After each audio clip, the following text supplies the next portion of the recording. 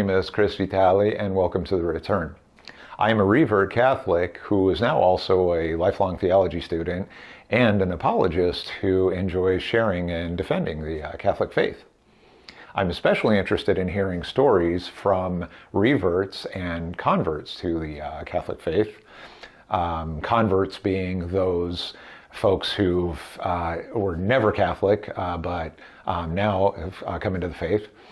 And reverts, those folks who fell away from the faith, but then returned. My guest on this episode is Mastro. She is a revert to the faith and has an incredible story to share. I believe this will resonate with many folks out there, including some of the challenges we have in modern times. And with that, let's go to Megan. Megan and Mastro, pleasure to meet you. Nice to meet you. Thank you for being on the program here. I greatly appreciate you being willing to share your story. Sounds like quite a powerful one, so I'm very eager to hear it. And I may ask some questions along the way, definitely at the end, because it seems like I always have questions. But we'll have you give highlights from your story, key points of what led you to converting to our Catholic faith. And of course, ask some questions about that towards the end. And with that, I'll hand it over to you and go ahead and share away. Okay.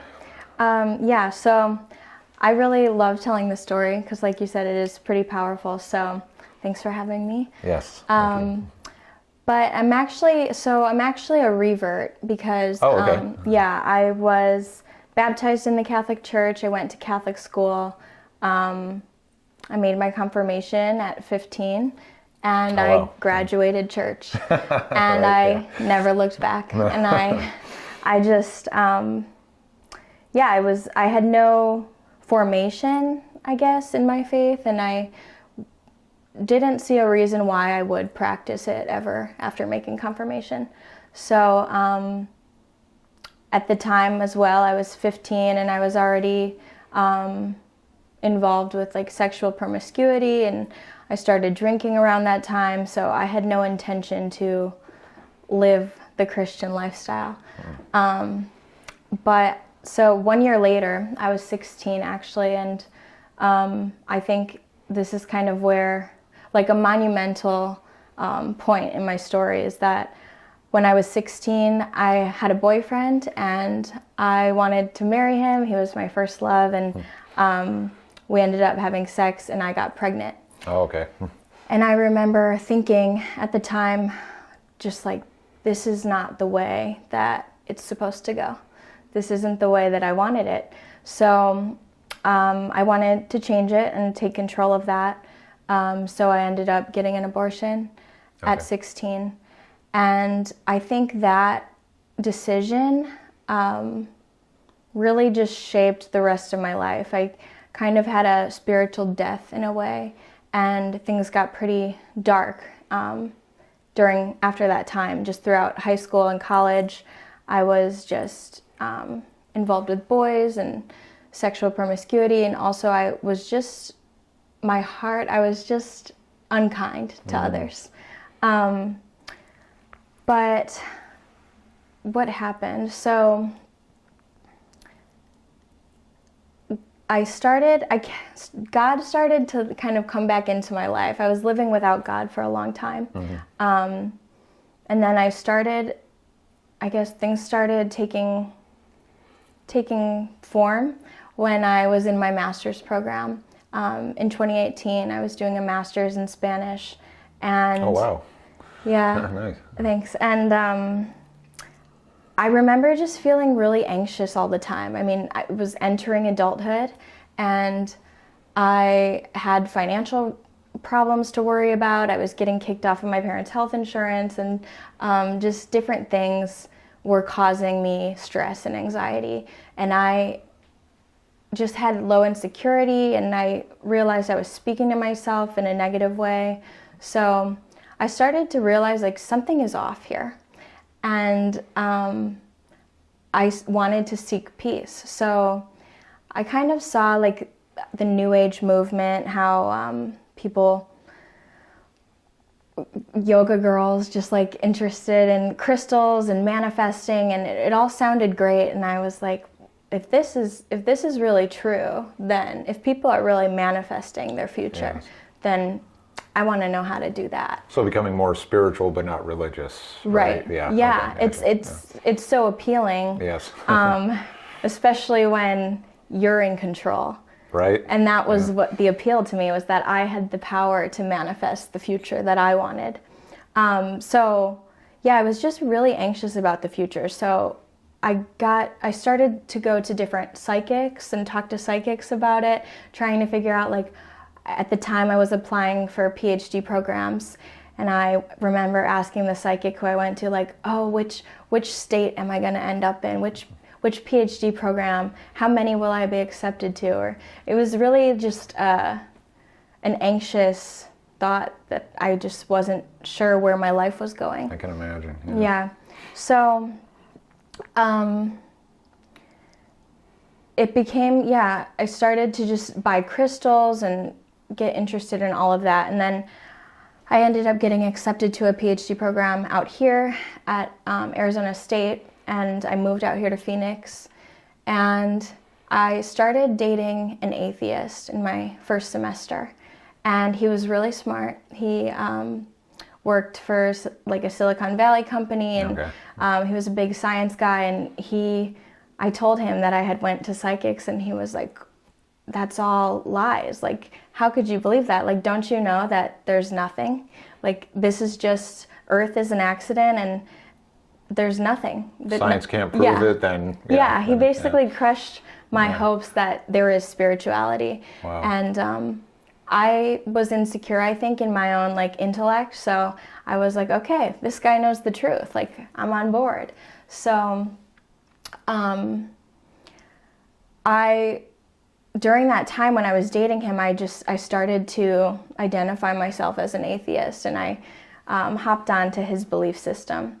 And I remember that holiday season for Thanksgiving and Christmas, I took him home to Ohio and introduced him to my family, and really just like brought him into my life. And at the time, I believed that I had manifested him. So like, it was just really backwards. And so yeah, after we spent the holidays together, we had all these plans to have a future, have kids. And the week after New Year's, he suddenly broke up with me.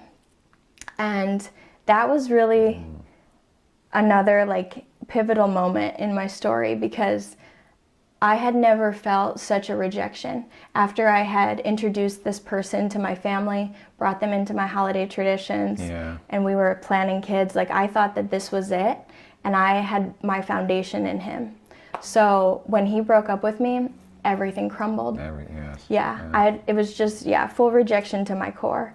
And I called my mom and I told her what happened, and she's heartbroken, and she was helpless and didn't know what to do. So she started praying the rosary at that time, and that was January 2021. But with that, that heartbreak and that like just shocking realization of reality, I remember thinking, like, this is the Christian God. This is the Christian God who did this, like punishing me, I thought. Because at the time, my moral compass was just totally backwards. So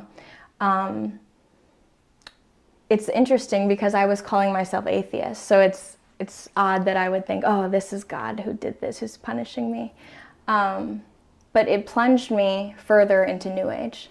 So this is where I started to get into psychedelic drugs, and I had tarot cards, and I started to use tarot cards a lot and do a lot of meditation, trying to talk to spirit guides is what I called them. And I was getting really into it. So I booked myself a retreat. I went to Ecuador that summer to do a psychedelic retreat with a shaman. And I remember in the last night of the retreat, I'm talking with the shaman. She's a woman, and we're in this really deep conversation about the evil of the world. We're talking about like the realities of what's going on in our world.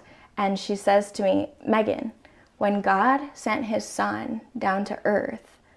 And after that, I don't know what the rest of her sentence was. I can't remember it, because I was like, hold up. What? Like, you're saying that God sent his son down from earth? Because if that's true, then that means that Jesus is not just a prophet, that he's not just like another Buddha. That means that he is the Trinity, and that this is real, and Jesus was divine. And I'm just like, whoa, whoa, whoa. Like, and why am I in Ecuador right now? but it was still kind of confusing at the time. I mean, yeah, it was shocking, and I wasn't sure what to make of it. Sure. So, but it just plunged me further. I'm like, okay, if that's true, then what else is true? I really respected this shaman. She was really smart. She was a doctor, and she just seemed very zen, and Sure. she seemed like she had the peace. So Yeah. the peace I was looking for. So I remember I went back to the U.S. and after that experience, I was open-minded at this point, because I was like, whatever the truth is, I just need to find out, and I'm going to follow it. So I started researching every religion. I went back to like all the main religions, looking at the origins of their scripture, and like, I'm a researcher, so that's what I like to do, and I'm digging down to find the truth. Good. And it came down, I narrowed down all the options to Protestantism or Catholicism. And at this point, I had realized just exactly what I was doing with New Age. And like, I realized that there is demonic stuff going on, and that Satan disguises himself as an angel of light. So I was really paranoid, and a lot of the Protestants talk about how the Catholic Church is culty and demonic in a way, and I was scared. If the Catholic Church, I was like, is this true, or are the Protestants right? Right, you're right, because you don't want to be around that again. Yeah, I didn't, I didn't want to offend God anymore. So if incorporating Mary into my faith was going to offend God, then I wanted nothing to do with that. But yeah, as I kept researching, it was clear to me that Catholicism was the truth. And I remember just thinking like, no, it can't be Catholicism. It can't be where I started. Like, I'm going to have to follow so many rules now. And I'm thinking like, what are my friends going to say? Because at this point, like, I can't swear anymore. Like, I'm just thinking about all these things that I can't do, and all these things that had to change. And it was kind of scary, and I had to grieve it and mourn secularism. But I was ready. I was ready to just dive in. I remember saying to myself, I'm just gonna give it my all, give 100%, and I'll try it out for a year. And if it doesn't work, then no harm, no foul, like, it's fine. So I did. I went back to my first Mass. And at that Mass, Father John Nargain was there, and he was going about the Diocese of Phoenix telling about the miraculous medal and giving out medals. So that day at Mass, I got the miraculous medal, and I haven't taken it off since. I upgraded, but I wear it every day. That's awesome. Yeah, and I was just really moved by that story, and desperate for miracles at that point. So, and then also at that Mass, they announced that the Sisters of Life were going to come to the Arizona State campus and meet with women. So at this point, I'm like, okay, they know something. The sisters know something, so I'll meet with a sister. And I'm like, I have no idea what this conversation's going to be like. Are they going to try to talk to me about chastity? Like, who knows what's going to... Yeah. So, but I was open-minded. So I sat down with a sister, and she started to tell me about theology of the body. And I was pretty surprised by that and moved by theology of the body, and like about using and all of those things. So we're friends now. I'm friends with the Sisters of Life, and I love them. But yeah, so after that first Mass, I went back to confession, and it had been 12 years since my last confession.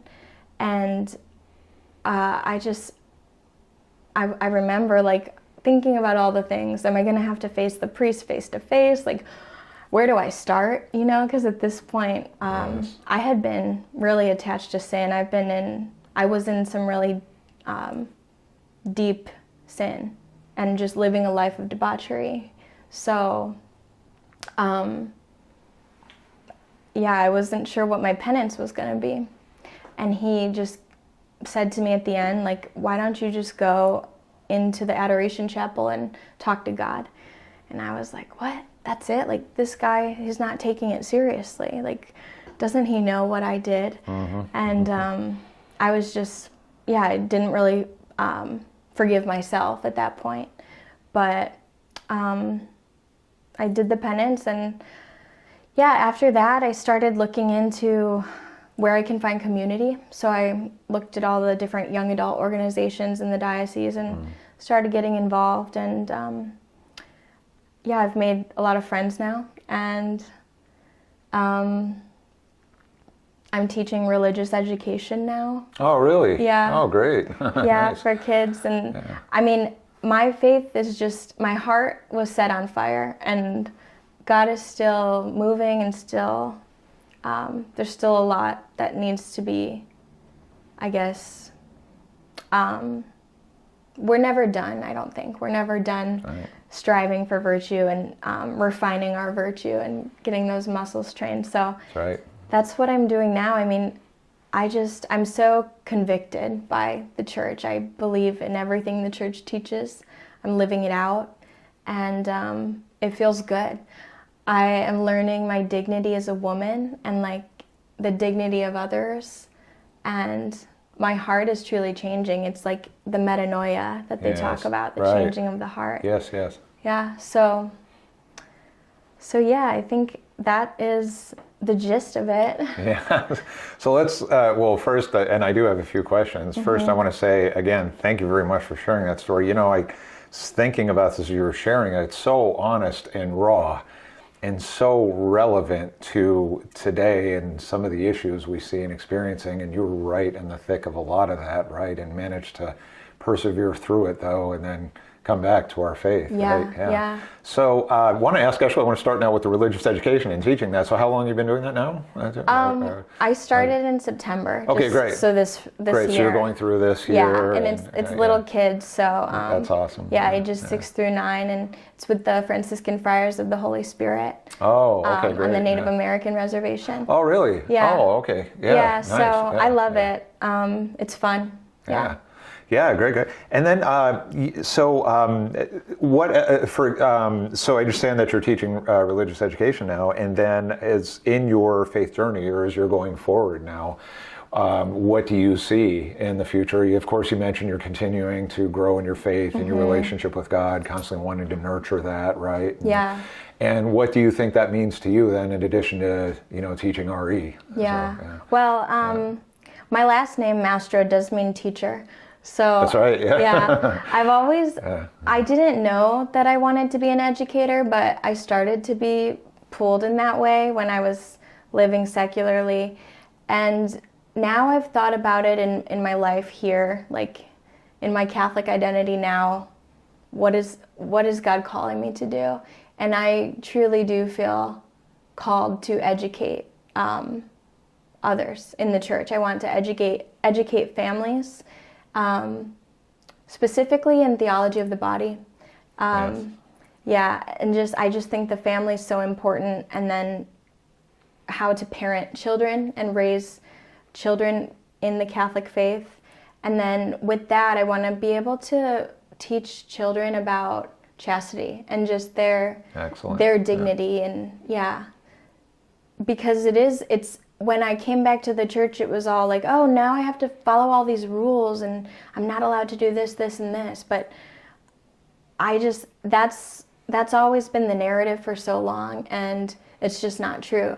It's a good thing. It's good news. That's right. And it's desirable to practice chastity. So I want to help kids understand exactly why the church teaches what we do. What it means and why we should be doing that. Yeah, that's so important, really.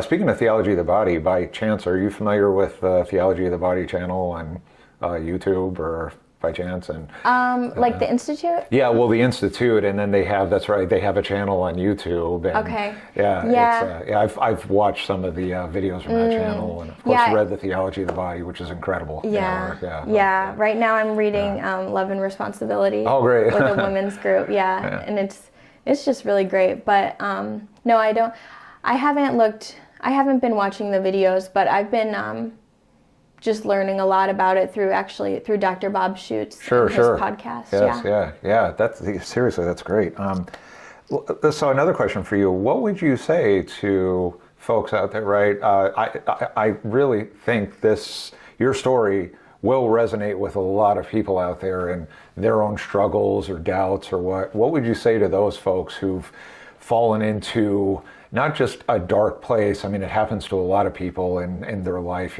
Life is kind of a roller coaster, right? Yeah. But as you mentioned, first you were raised, Catholic, but then completely separated from that. And as you mentioned, kind of lived a life of debauchery and all that went with that. What would you say to somebody who is just, living the just really fun and free secular life, right? Yeah. With, and in the way doing a lot of harm possibly to themselves in the process, what would you say? Yeah. So when I was living in that way, and I actually was anti-Christian at one point, so I didn't understand. So I would say that there's a lot of ignorance, and there's no shame in it, but I would just encourage anyone to just educate themselves. Yes. Read about it. Understand why. Why does the church teach this? Why is it harmful to me? And what does that mean?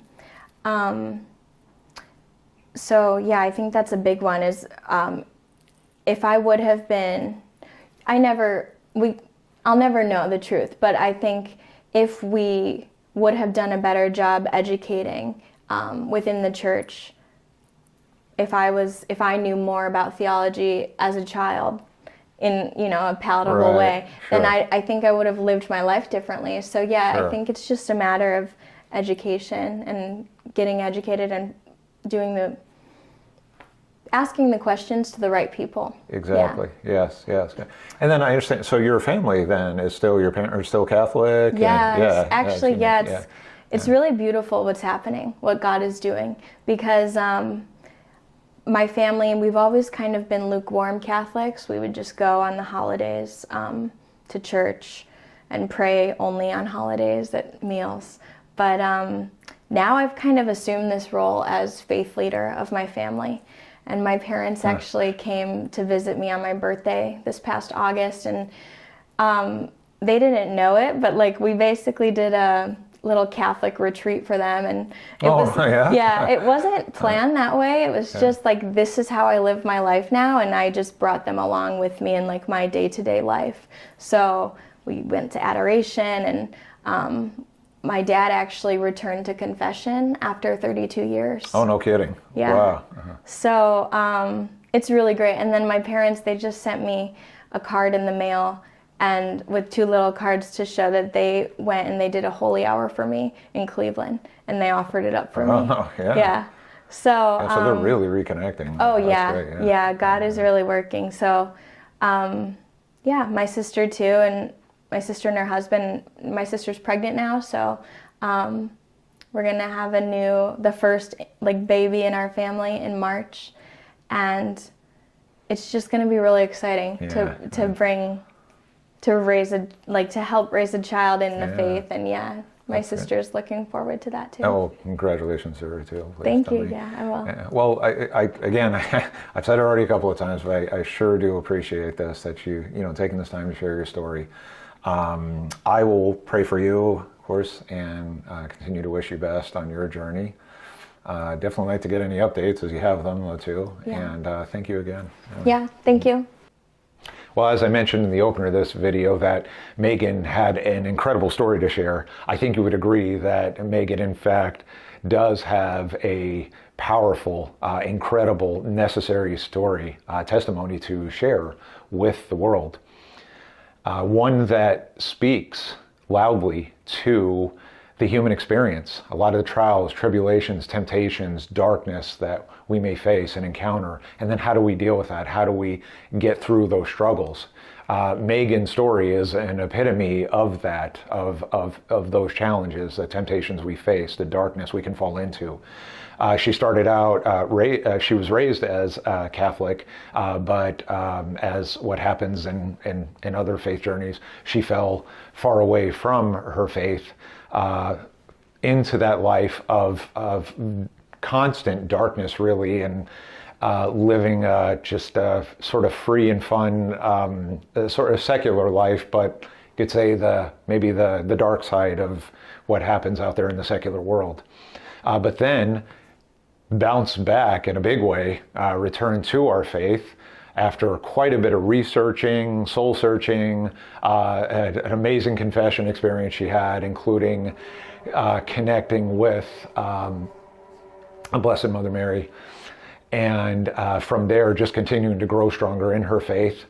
She's even now a religious education teacher, and also her family has re-embraced the faith, and now they're all growing together in that journey.